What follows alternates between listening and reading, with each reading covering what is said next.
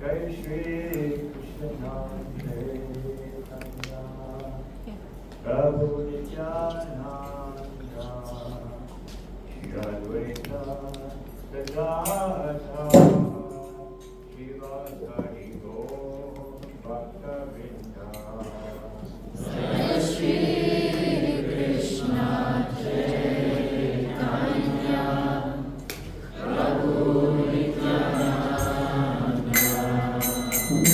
Shri Advaita Gadadhara Shiva Sari Gaur Bhakta Vrinda.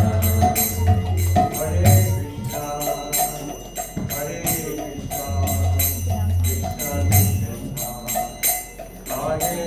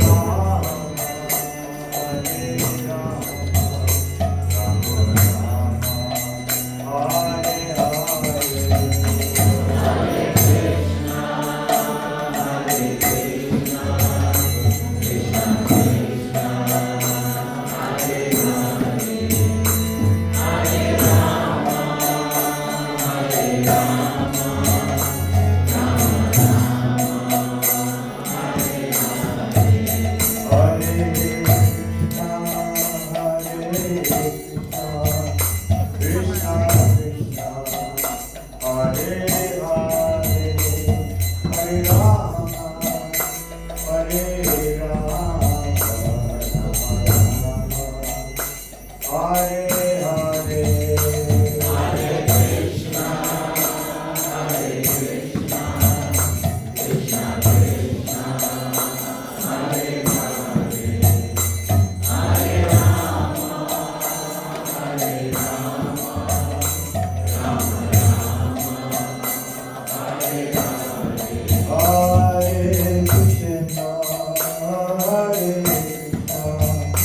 Krishna Krishna, Hare Hare, Hare Rama, Rama Rama,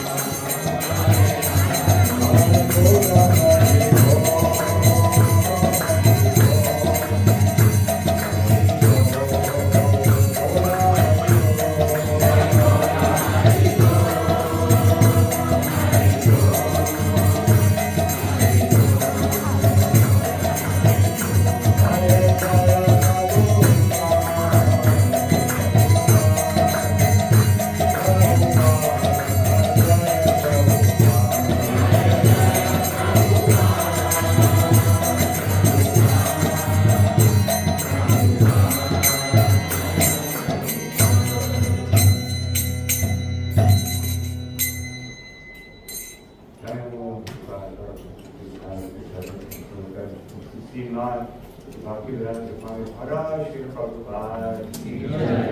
Ananda Kopi Vaishnava Vrinda ki jai. Bhagavad Gita ki jai. Gurukhamti.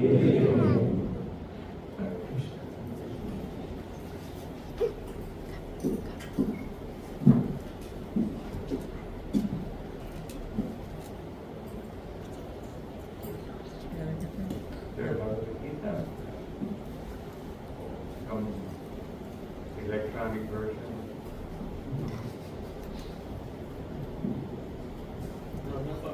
Okay. Now here. Thank you.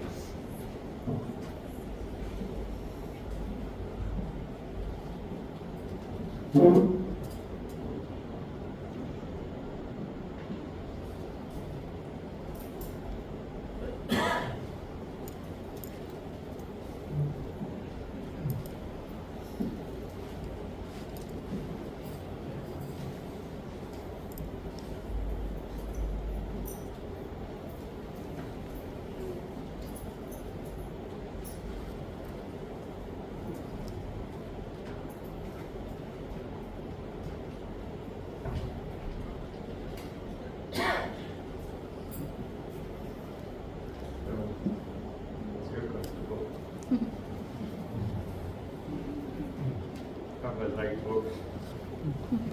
Of course, he didn't have an opportunity to experience cell phones in his brief stay with us. I think he would have still liked books.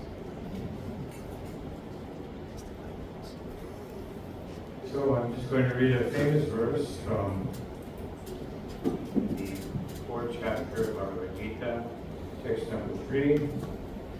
Saivayam maya tedya yoga prokta paratma sime sarvajati namaskam etaduttamam.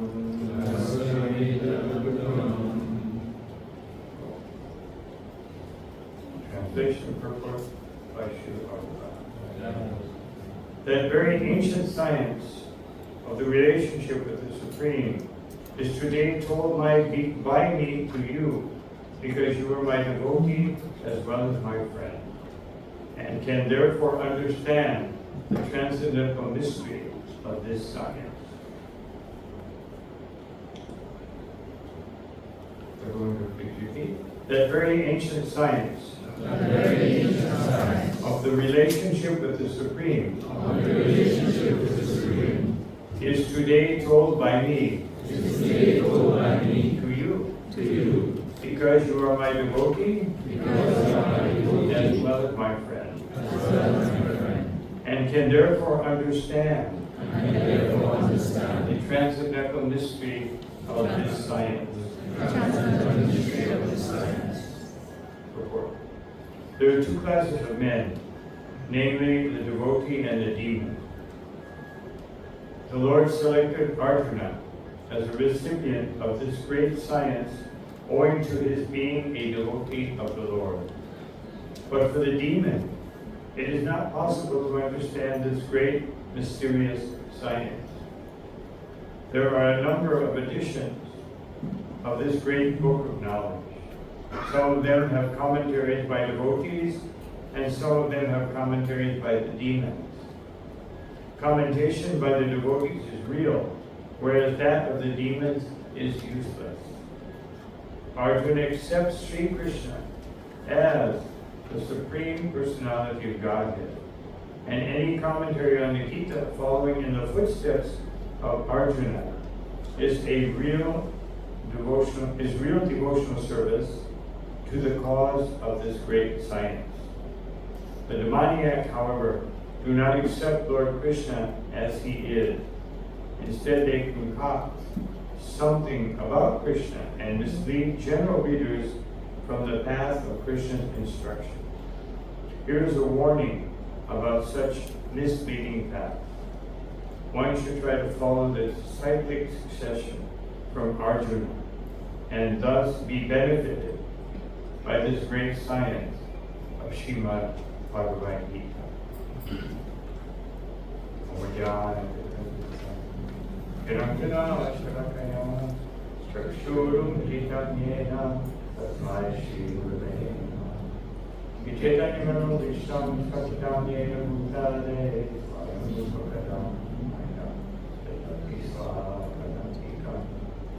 Namo Vishnu Padaya Krishna Krishaya Bhutale Srimati Bhakti Vedanta Swami Name Namaste Saraswati Deve Gurvani Pracharine Vishesha Shunyavadi Prasad Vishatayine Jai Shri Krishna Chaitanya Prabhu Nityananda Shri Advaita Vedanta Shivasa Gaura Bhaktivinoda Hare Krishna, Krishna Krishna, Hare Hare, Hare Rama, Rama Rama, Hare Hare.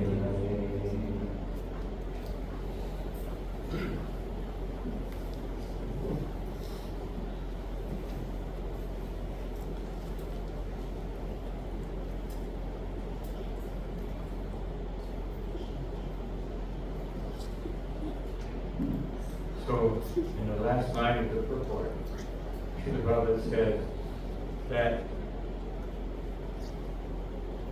one should try to follow the cyclic succession coming from Arjuna. Now, many people have asked me, Krishna gave it to Arjuna, well, who received it after him? And this is called Shiksha. One thing is the Diksha Parampara, which means somebody initiates someone and then that person is selected or takes on the responsibility of capturing those teachings as they are and pass them on. So there's no one person, but actually, as Krishna says in the previous verse, that Ivam Parampara Praptam, that I am giving this Parampara Imam Rajarshayam Vidu. It is to be understood by great king. Srila Prabhupada says that it is clearly stated that the Gita was especially meant for saintly kings because they have to execute the purpose. So this is very interesting that we think Bhagavad Gita is for devotees, and of course we hope the king would be a devotee. Not so much the case nowadays in most places. But the point is that this is the responsibility. Otherwise, if we analyze the heads of state, it's like one of our GBC member, a friend of mine, Swami. He had a close relationship with the Prime Minister of New Zealand. And so one time he asked him, what do you do in these big summits? He said, everyone praises China. And this is many years ago, not recently, with the previous leader of China. He said, because all the world leaders consider this to be perfect government. You have everyone under control. So, but this is, of course, when we speak about parampara, it does mean to have everyone under control. But you give that control to them. You don't control them, you give them control. You give them the science of Krishna consciousness, as it says in the second chapter, that what I'm giving you, Arjuna, is the regulative principles of freedom. Otherwise, this is the duty of parampara. You give the regulative, you give them the principles by which they can attain freedom. But ultimately, it depends on the individual. Whereas modern government depends on orienting people's consciousness. so that they will do what you want them to do. Of course, the parampara, the guru, also, you want them to do something. But you tell them the consequences of doing it properly and improperly. This is stated in Ishupanishad, that along with knowledge you have to give neshan. Meaning not that you make people neshan, you make people ignorant, but you explain the dangers of ignorance. And Bhagavad Gita accomplishes it. Just like in the 10th chapter of Bhagavad Gita, Krishna, he gives the principles of knowledge, and especially in the 16th chapter, he gives a long exposition on what is knowledge. And then the rest of the chapter explains what is ignorance and the consequences. And so this is the benefit of parampara. It gives you freedom of thought. But you have to have freedom of thought, you have to think in the right way. Otherwise, there is no freedom of thought. Just like now we have this wonderful phenomenon called social media. And it doesn't give you freedom of thought. Although people think, well, this is, you have freedom of thought. It's just a bunch of sentimental opinions, which are generally not based on fact, based on feeling, what somebody feels. And sometimes there's fact, but you never know. The internet is famous for not being factual, in the sense that what I've seen in any case is that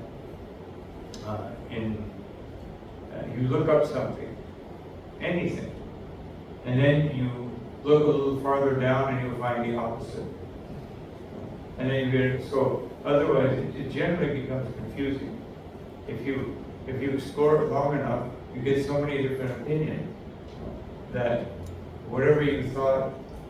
Otherwise, Chaitanya Mahaprabhu, we were discussing this the other day, he would give an argument, and then he would ask his students, please defeat this argument, and no one could do it.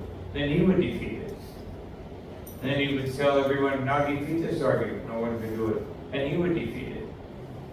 And then he would tell everyone, defeat this argument, and no one could do it, and he would defeat it with the first argument that he already defeated. So, this is like internet. This is the first introduction to the wonders of internet. And by Chaitanya Mahaprabhu, before internet existed. And the Bhagavatam gives the idea of the atom before anybody knew what was an atom.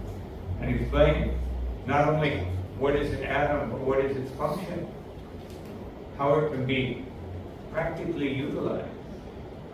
And what do we do with atoms? We make them into a bomb. Or we create electricity, but if something goes wrong with the electrical plant, then radiation leaks all over the place, and you have a problem.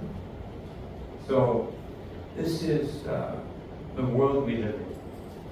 And here Krishna is giving us the perfect world. Because the perfect world exists within the consciousness of the individual. The perfect world will never, there is a perfect world, but it is also on the level of consciousness. Chintamani literally means jewels of consciousness. And the spiritual world is consciousness. There's no matter, there's no time, there's no space. Everything that we base everything on that in our existence does not exist in the spiritual world. But the impression of the spiritual world in its perfect state are translated into the material energy, but governed by time, governed by space, and it's our duty to raise our consciousness. So this verse that we just read, and that Krishna says, today I'm telling you. Why didn't he tell him yesterday or the day before? He says today, not our today, but his today, is because Arjuna was not ready. This This is contemplated in the last line of this verse.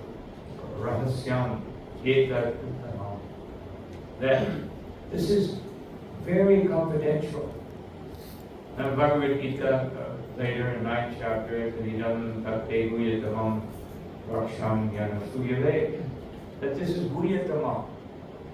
There is Guya, Guyatara, and Guyatara.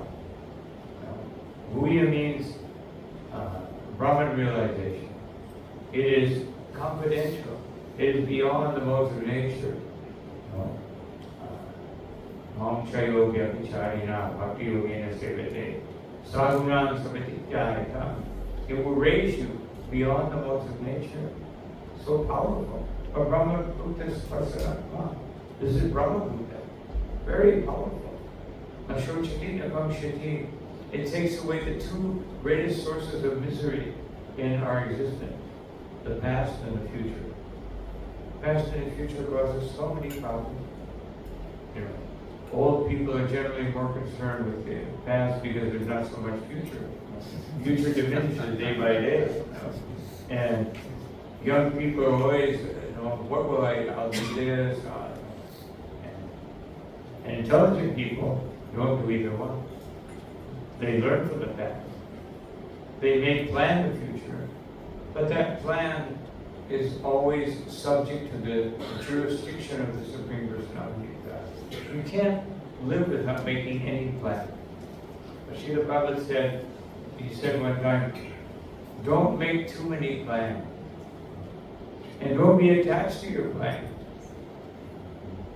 This is very difficult for most of us, because we're trying to create an eternity within the, within the temporary existence that we're living in. And so we make plans to achieve the three things that are our very composition. Such existence. We want to make sure that our existence will go on. And therefore, we have security systems, we have insurance policies, we have medical, medical field, we have,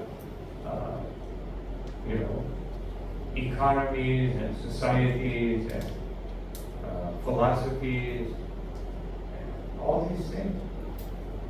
But there is no security. At any moment, everything is finished. Any moment. Just like I mentioned the other day, I won't tell the whole story, but there was one devotee, his father was a consulate of a certain country, so I met the man, I convinced him, I explained Krishna consciousness in such a way that he finally understood it, because his son was explaining it in a very fanatical way, and he hated Krishna consciousness. When I explained it, he liked it. And not that I just had a little more experience than his son. It's like the first time I met my parents after, coming to Krishna consciousness. I brought a Bhagavatam. I sat down with them. I said, first thing I said, do you know we never went to the moon? And they said, he's crazy. I said, it was right here. This is Srimad Bhagavatam. And I read the first verse. I thought they would be overwhelmed by the logic. And they're looking at each other, what's he talking about? And then they tried to get me deprogrammed. Just 3 days later, they said, let's go visit your sister in Houston. Oh, okay. So I went. And they picked us up in their car, my brother-in-law. And we were driving, and he pulled over. And he said, I can't do it. What's that? He said, they're taking you to be deprogrammed. So I jumped out of the car and slammed the door. I said, I never want to see you again. And ran down the street.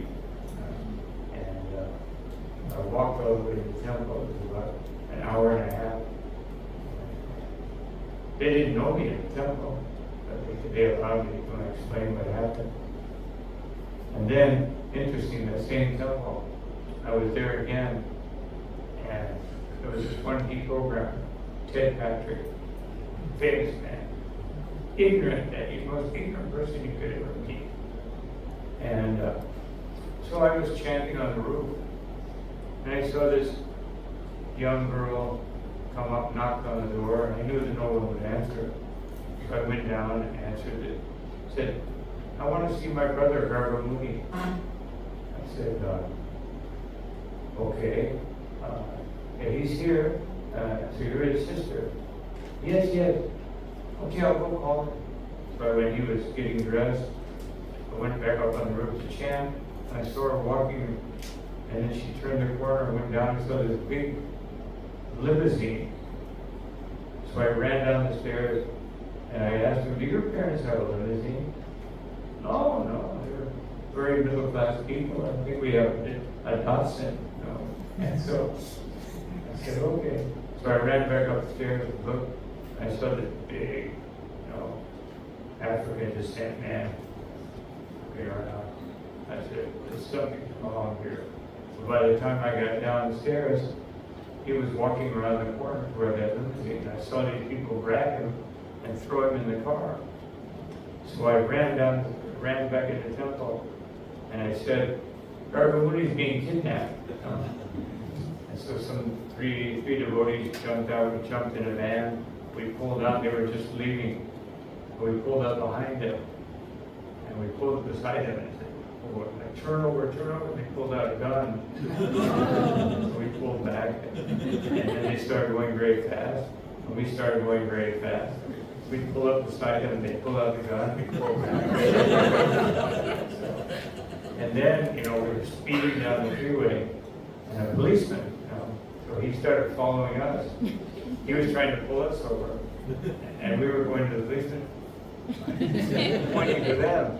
And we pulled over all the way into off the road, like off the freeway, off the line, the marked part.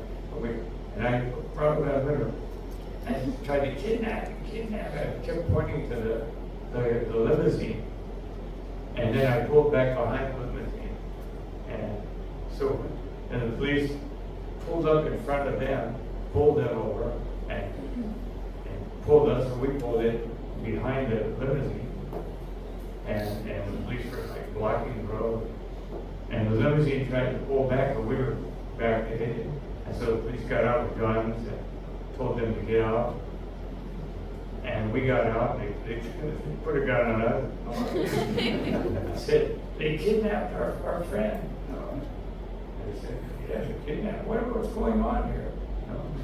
So I said, where's your friend? He's in that car. And so they opened all the doors. They called like 3 more police cars, came running in, behind it. And so he got out. And so we asked him what, I said, these people are called deprogrammers. We're a religious organization. And someone has tried to kidnap him. Wait a minute.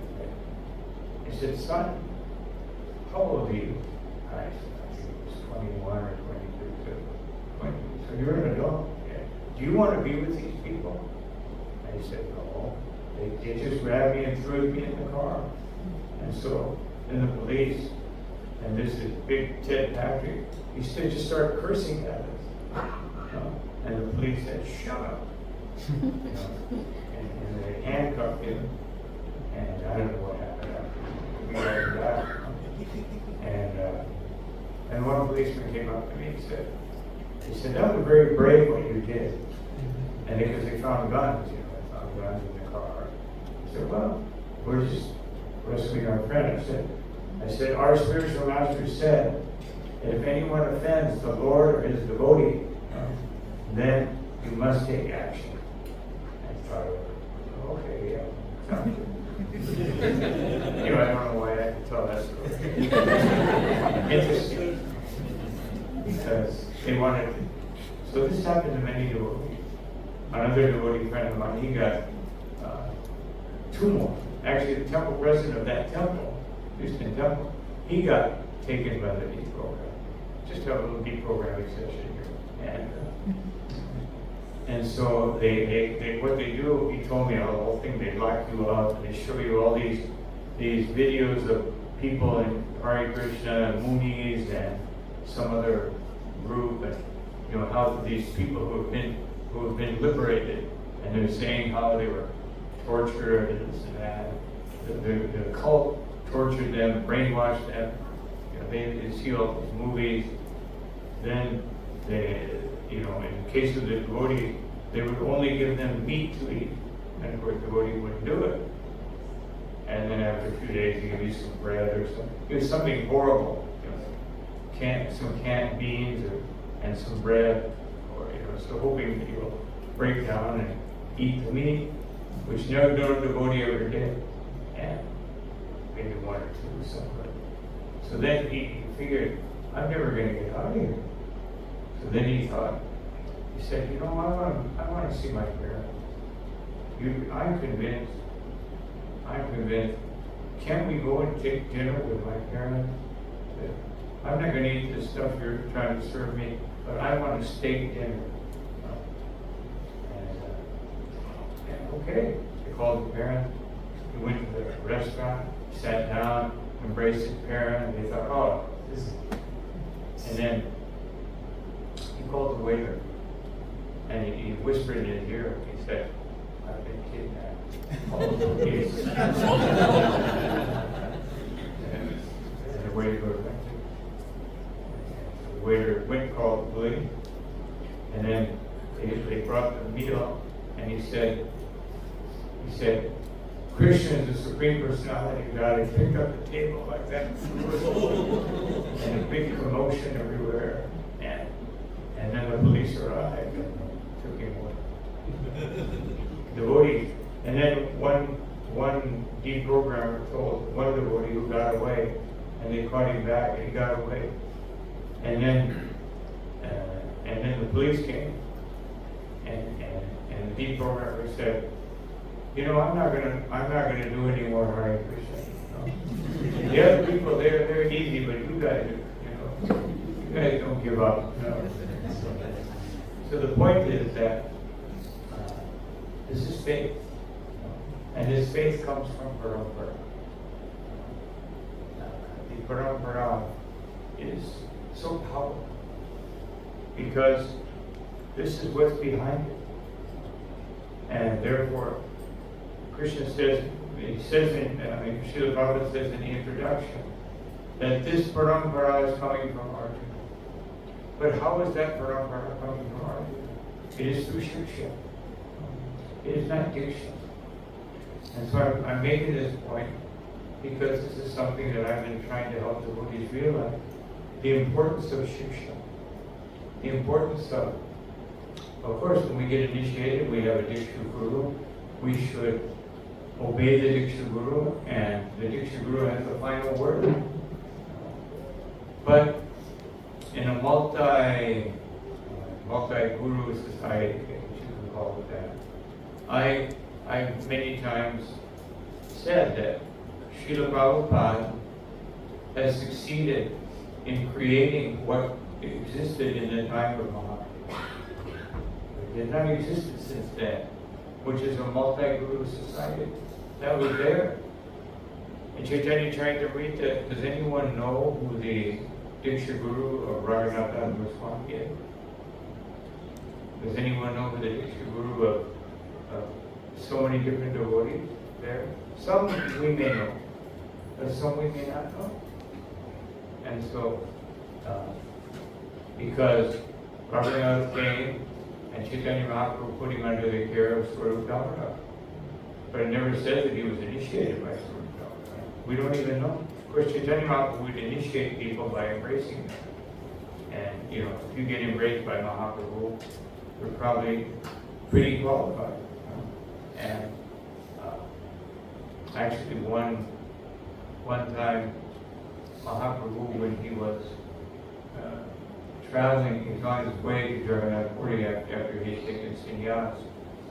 He stopped by one place, which was a washerman's village. So there was one washerman's village.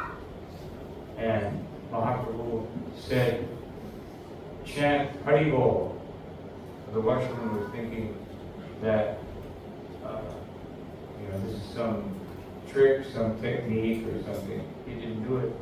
But Chaitanya Mahaprabhu said Haribol, and his influence was so strong. He said Haribol, and Chaitanya Mahaprabhu just touched him. And he went into ecstasy. And he was rolling on the ground and chanting, tears coming from his eyes. And all the other washermen said, this is some magician. He's haunted by a ghost. And they went and got the wife, and the wife was crying. But then the washerman got up, and he started chanting Haribol and embracing everyone. And as soon as he embraced someone, they all started chanting Haribol.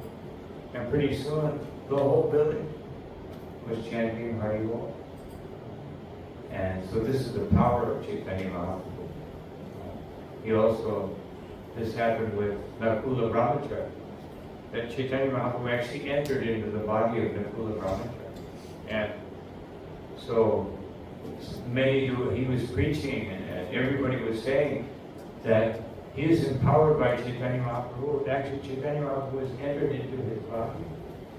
So the news came to Srivas, and Srivas was not convinced. So he went to Nakula Brahmachari to find out, to test him. And so Nakula Brahmachari saw him, and he said, "Oh, Srivas, do you remember?" I can't remember the incident, but he said an incident. "Do you remember this?" No. And Srivas, he is empowered by Maha. So, but this is what, in essence, this is what the parampara is supposed to do with us. It is supposed to empower us. And therefore, Krishna gives 3 elements that must be there so that this empowerment takes place. He says that Bhaktusi me sakacha. Bhaktusi. First, you must be my devotee. But beyond being my devotee, you must be my friend. Because Krishna says, Suridan Sarvabhutana, that in order to achieve peace or living beyond material existence, you have to realize 3 things. Okanam Kyapitapasam, that Krishna is the recipient of everything. Sarvaloka Maheshwaram. Krishna, why is he the recipient? Because it belongs to him. Even if you don't want to give it to Krishna, let's say you're not a devotee of Krishna, and Krishna says, why should you give it to me? Because it belongs to me. Because because everything material and spiritual emanates from me, Krishna said. So therefore, we should give everything to Krishna. And then he says, another reason why you should offer everything, because he is the real friend of all the living entities. Such a good friend. Has anyone experienced, like, you have someone that you call your friend, but then you do something they don't like, and they're not your friend anymore? Anybody had that experience? Most of us, with some people, have had that experience. But a real friend, it doesn't matter what you do or what they do, a real friend will never abandon you. And this is Krishna. This is why Krishna said, he is the friend of every living entity, because he's living in the heart of the living entity and waiting. If you're a duck, he teaches you how to quack. If you're a bird, he teaches you how to fly. If you're Krishna's always there. Can you imagine how boring that would be for most of us? If you had to live in somebody else's house, heart? Sometimes we get bored with ourselves. Because we turn on television or something, and if we're bored. So how boring would it be to be? But Krishna, he tolerates it. He tolerates being in the heart of everything. He tolerates being in every atom. Because without his presence in the atom cannot move.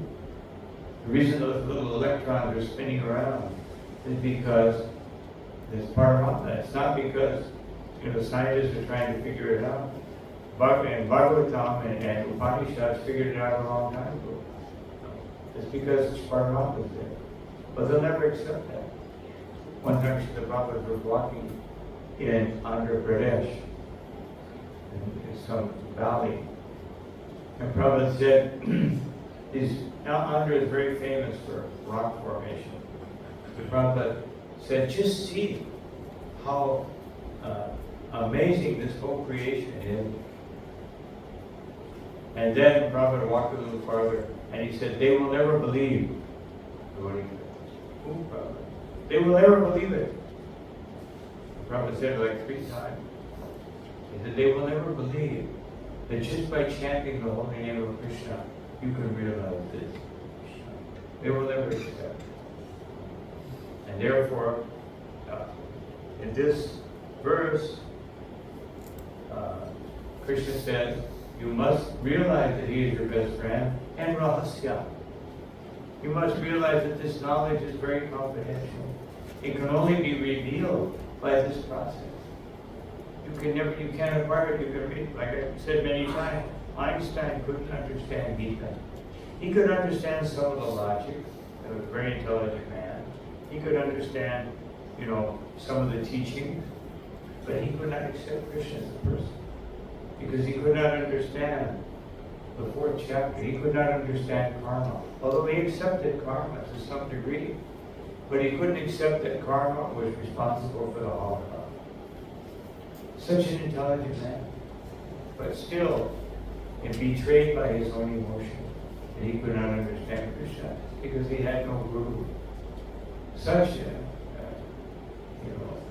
someone who could figure out that beyond time and space, there is an energy, and when energy is accelerated to a certain degree, it can come up to the speed of light.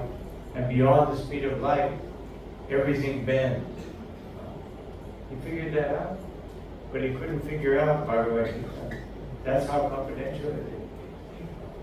But a simple person with no education, if they hear Bhagavad Gita from the Parampara, they may not understand all of the philosophical intricacies of Bhagavad Gita, but they will understand the essence of Bhagavad Gita. They will understand there are 2 types of people because you can see it.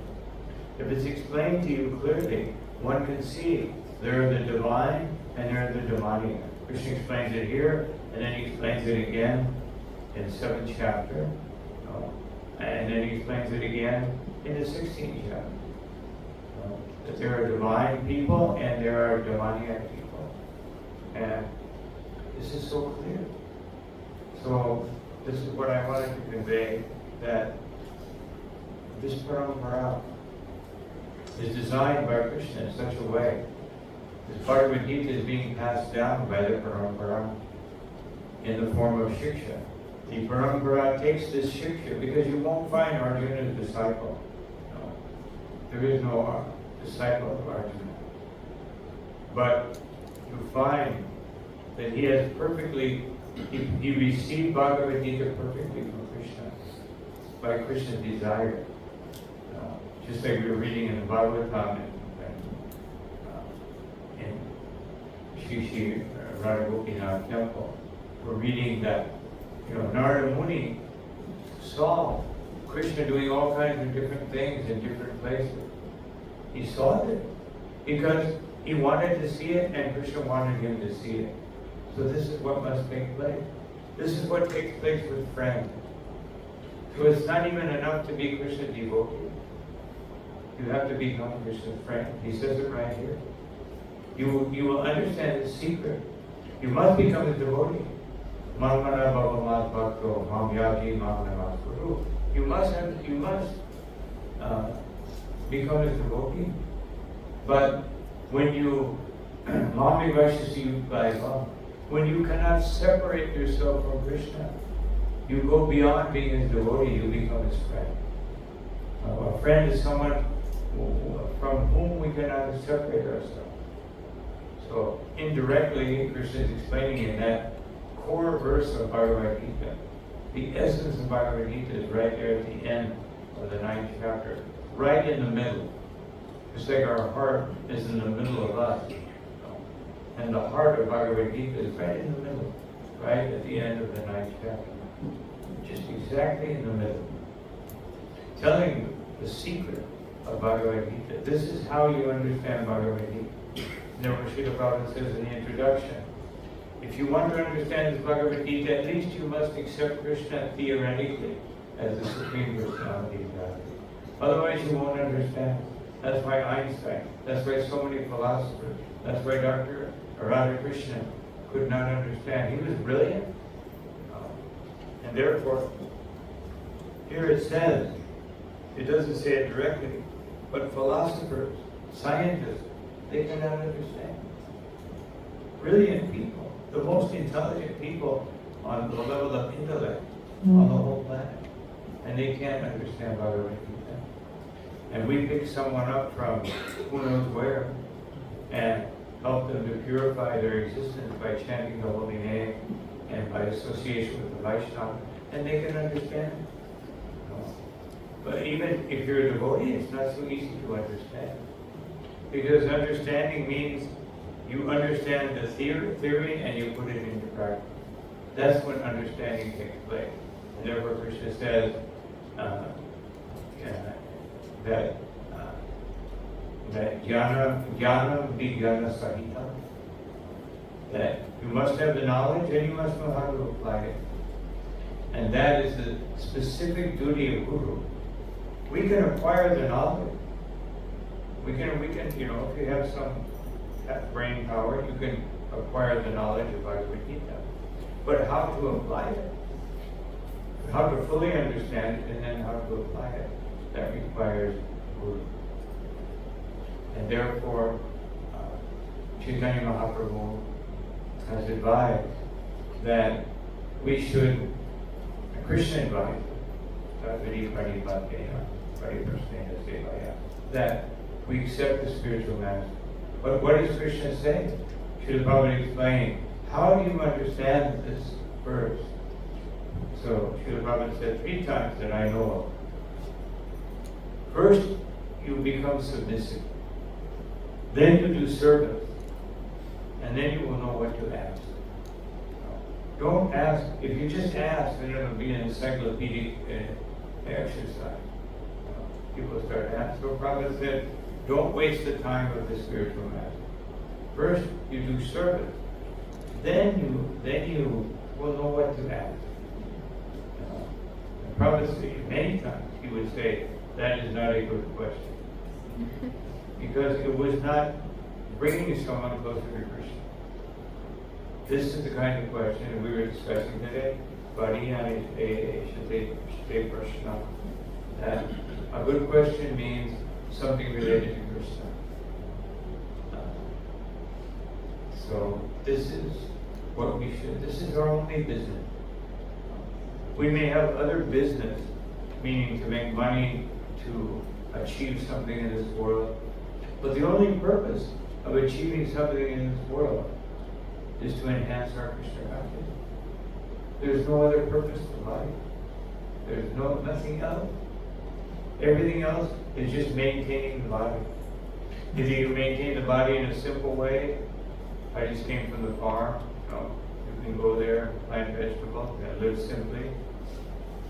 And it's so nice there because you can't hear anything except birds and the breeze in the tree, and now peacocks. There's 20 peacocks, and you've been there lately.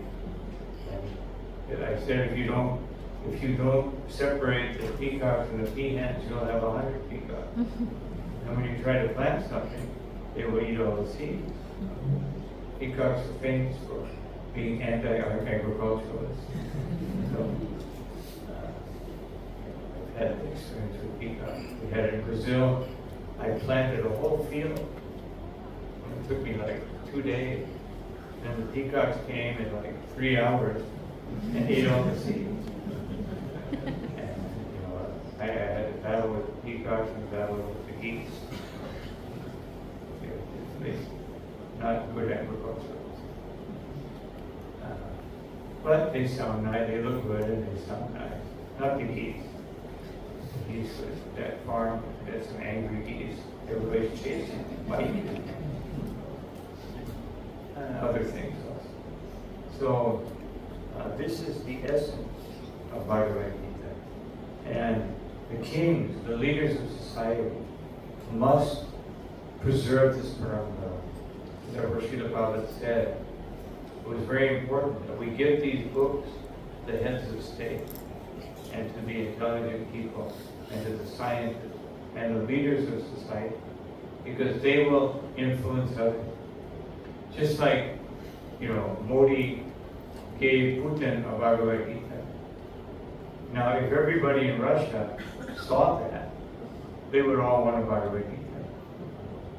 And so imagine if, somebody says the most famous cricket player there's a short Facebook where the most famous cricket player is getting Bhagavad Gita, and he said, "Thank you so much, this has changed my life. Therefore, we should go to that famous cricket player and say, we'll pay you this much to do an advertisement. You get the Bhagavad Gita and you say, this has changed my life." And then everybody will, where are the Bhagavad Gita? And we'll have a line outside our temple.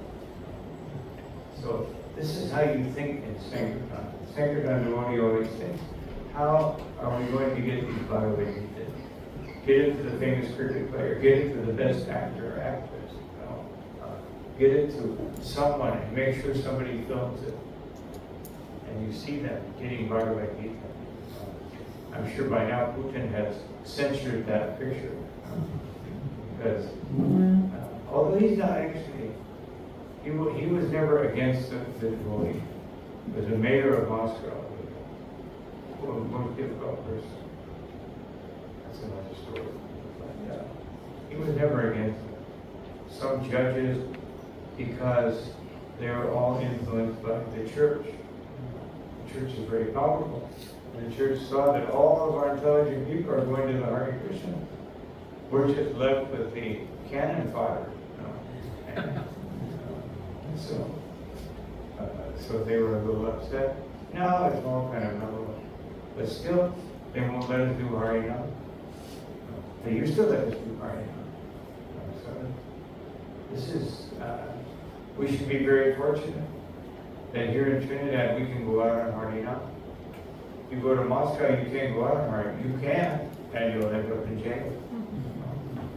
Just like in England, the first time I went on Harinam and they put me in jail. And then we went out the next day and they put us in jail again. And then I saw, some of the devotees from there. They said, they were on a first name basis. The police, they think, well, come on, you gotta go, back to jail. Sorry about that. And after some time, of course, they got permission to do Harinam. That's what it was like. On Sankirtan, I went to jail at least 35 times. Luckily, my brother-in-law was a lawyer. I would just call him and say, where are you? Okay, I'll get you out. And I walk. I can't say, you gotta get everybody else out. Go, you're my brother-in-law. Oh, come on. I won't leave unless you help them. So I give all their names, and he would call the police and say, I'm a lawyer, and let us out. Then the next day, or 2 days later, the police would come. We told you you can't do this. Well, we're just trying to help you. And sometimes they would let us go, but sometimes they would put us back in jail. And so it was interesting experience. So anyway, these are some thoughts I have on this very important subject matter of parampara. We should see that the parampara, as it descended to Arjuna, and Arjuna it descended to the 6 Goswamis, and it descended to everyone in the Vaishnava parampara. So this is Arjuna's parampara. Well, we are in Arjuna's parampara.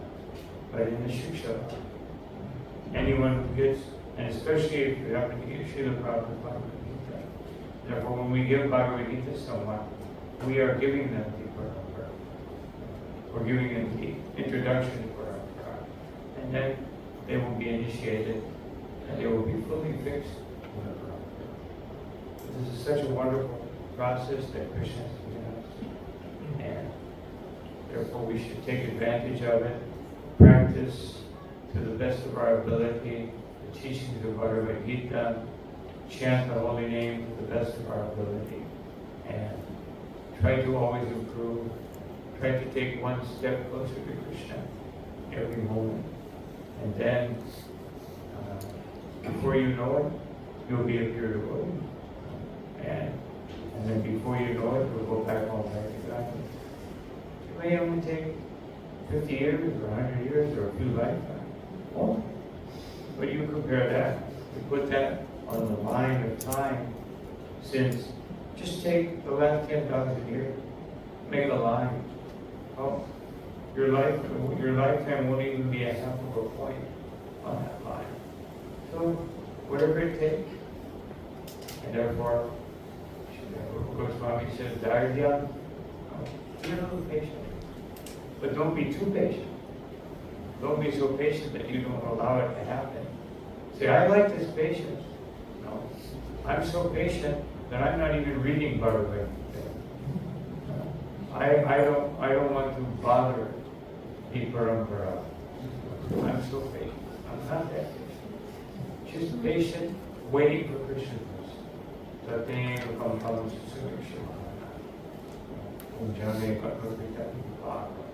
Just enough patience to see that Krishna will not abandon us. Everything is happening by Krishna's mercy. That much patience.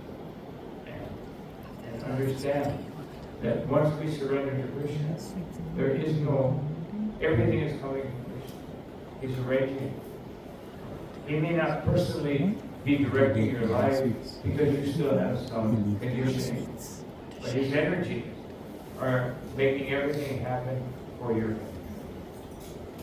This is perfect. So thank you all very much for your kind attention. And I'll stop here. Any comments, any questions?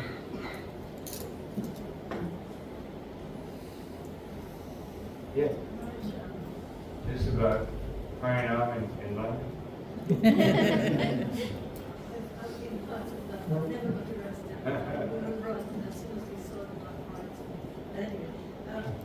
Krishna speaks in the Bhagavad Gita about the four kinds of impious persons who don't surrender to him. So when somebody like Einstein, they come in contact with Bhagavad Gita but they cannot accept Krishna, is it basically because of this impiety, or is it just, as you said, that they need to have the right person to teach them? What is stopping them from having that opportunity to have the teacher? Well, it was probably the wrong commentary. If there was any, the first Bhagavad Gita I got, there was no commentary. So, it was just left to my meager intelligence to try to understand something. And I would have loved it, but I couldn't understand. When I read Prabhupada's Bhagavad Gita, I understood something. But if the Bhagavad Gita is not coming, this is the rahasya, this is the confidential. So, of course, Gita in itself is pure, and therefore even that contact, even Bhagavad Gita by Sir Frederick Lloyd, or whoever, is still Gita. The verses are there. So this is, we say these books are like a time bomb. That's a time bomb with a long burning fuse. It takes a while for it to happen. But certainly Einstein probably, by appreciating Bhagavad Gita, took birth in some Vaishnava, came into contact with some Vaishnava society. And maybe he's back home, back to Godhead by now. Or at least maybe he's maybe he incarnated as Sadhguru. He was brilliant. You know, one of Sadhgura's calculations, he calculated once, there was a rainstorm in San Diego, so he calculated the weight of the water. And it was something like, 10 billion metric tons of water. And he said, just see the mystical potency of Krishna. He can make 10 billion tons float in the air. Wow. You read how he made the calculation. Amazing weight of the water that fell in one rainstorm. And Krishna makes it float in the air. Now we take something that's 10 billion tons and try to make it float in the air. Take a mountain, What's the biggest mountain here? Whatever it is, try to make that float in here. See what happens. Krishna can do it. And he showed it by Govardhan. Picked it up. A little bit. So, the point is that, yes, there must be some benefit. But that benefit will fructify when you get the right Bhagavad Gita from the right person. And otherwise, there's always something. Just like I read one letter this morning, and Srila Prabhupada says, by some agyata sukriti, I came into contact with my spiritual master. So we don't know what is causing this to happen. But Prabhupada's general answer was, cause is mercy. It may be that someone was a devotee, or it may be that someone, got some prasadam in their past life, or whatever. But Prabhupada prefers just to let you think it's the cause of mercy or Sri Chaitanya Mahaprabhu, and therefore you will look for more in the right place. And not try to get a past life regression, remember what I learned in the past life, and try to put it into practice. Because you may learn the thing that caused you to give up Krishna consciousness. Oh yeah, now I remember why I gave up Krishna consciousness. Let me give it up again. So, yes. I read in the Gita where it said you could distill the Paramatma. The demons, when they fasting or doing all these great things, they distill the Paramatma within them. I think I read that. I don't know if it's the Gita, but I saw that in the definition of the demoniac. Do we as neophytes, do we aggravate the Paramatma? Do we what? Aggravate the Paramatma within us. Because he said he's aggravated when demons fast so many years. If you fast for a political purpose, then it's it doesn't aggravate Paramatma. But, Paramatma is, in the body of a stool-eating pig, so certainly somebody fasting is probably more pleasing to Paramatma than being in a pig's body. But Prabhupada says it like that because a devotee should think like that. That if I'm fasting because the Vaishnavas recommended, or because I want to have more time for chanting and hearing, which is the actual purpose of fasting, is to have more time for chanting and hearing. The eating process takes a long time, then you have to digest it. If you don't eat, that's why, there goes Swami. One time, one devotee asked Srila Prabhupada, why did the Goswamis not take Mahaprasad? You're supposed to take Maha, beneficial. And Prabhupada said, because they would forget to eat. So absorbed in Krishna, they would forget to eat. Not that they were trying not to eat, they would simply forget. It's like a young child is so absorbed in play that they forget to eat. So, we may also be absorbed in service and we forget to eat. But, so fasting should be on that basis. That I want to fast because the spiritual master or someone has recommended this will be more beneficial for my bhakti. And therefore, it's for bhakti, it's for pleasing Krishna. Let me do it. And then we hope we come to the platform where I just forget. I just forget to eat. Yeah. Thank you, Maharaj. Thank you for the wonderful class. It's a continuation of Mataji's question only. Just like as he said, the four kind of people, they don't surrender to Krishna. Yeah. And Einstein, like Prabhupada, when he translated Maya Pratyana, the scientists, Prabhupada quote, scientists of Maya Pratyana. So can we put Einstein in that category? That's why No, he because he had some life. But he was in that category a little bit because, his knowledge is Srila Prabhupada described Maya Pratyana Jnana. Then it means that their intelligence is covered by Maya. They can't use it properly. They don't have fully developed intelligence. Because real intelligence did not need to go on. Real intelligence is you go to Krishna. So, but he had piety and he appreciated by Krishna. At the same time, his knowledge was not perfect, even though he was so intelligent. Which also teaches us that you can achieve Krishna by intellect. It's not a requirement. It's not. Sometimes it's an impediment rather than a benefit. Sometimes intelligence can be very bewildering.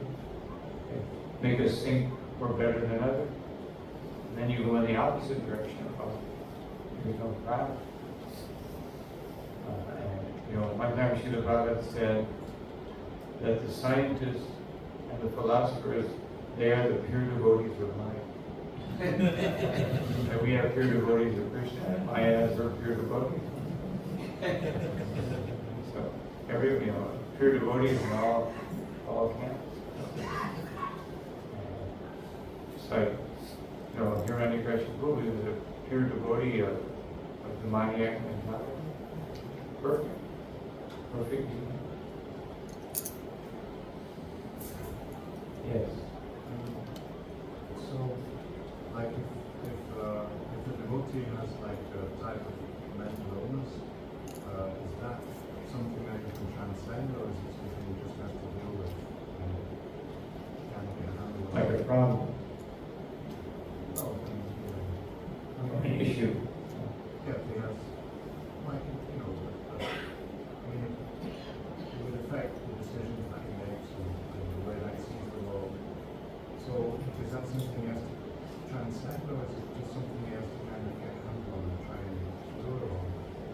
Well, something is transcendental by something like that is either transcendental or it can be like a test. Krishna will test us, but he's not testing us so he can know where we're at. He's testing us to show us where we're at. He already knows. He knows better than we know everything about ourselves. He knows what we did in the past life and one before that and one before that. He knows exactly why anything is happening to us. And we have no idea. We may have some idea. And so he's letting us know what we need to do to improve. Show me. What are my limitations? There are different types of tests. Or sometimes a devotee may have some physical, mental, intellectual defect. And that's, it may have various reasons. Because of some offense in the past lifetime. It may have some problem. The offense was of such nature, like offense against the holy name, or offense against someone, offense against the dawn. So it may cause some defect in our life. It's like, I won't mention another way, but something happens. One young devotee, sometimes we see even in a devotee family, the child may not survive. I've seen that in many cases. So that child got a blessing because it was born and hearing the Mahamantra and had to go through that experience probably to be liberated into Krishna's pastime of appearing in some planet. But just had to go through that suffering because of some little glitch in their previous service. Or someone who has heavy karma, but got some prasad. Or something. What Krishna says, the complexities of karma are very difficult. The intricacies of karma are very difficult to understand. Better to practice karma, which is what we're doing. Hopefully, what we're doing, which is practicing karma. No reaction, because I'm offering all my actions to Krishna. But offering something to Krishna means that you really offer it. Not you just say I'm offering it, but you're not really offering it. No. Just like I can have these cartels and I can say, I have some money, say, I'm offering this to Krishna for his service, but let me go buy some ice cream and enjoy it. And it's all Krishna conscious. Krishna will accept it. But if you really offer it, if I have these cartels and I start playing, chanting Mahamantra, I'm offering these cartels to Krishna. And if I'm working, but I'm using the results of my work to become more Krishna conscious, then I'm offering my work to Krishna. So it really depends on what do you do with the result. How do you interpret what's happening? How do you understand? Is that okay?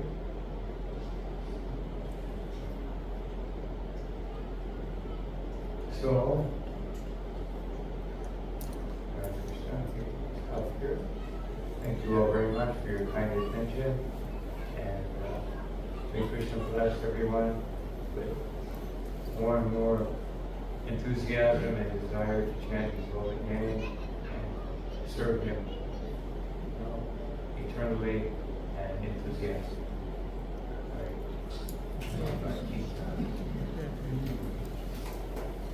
Prabhupada Maharaj ki jai.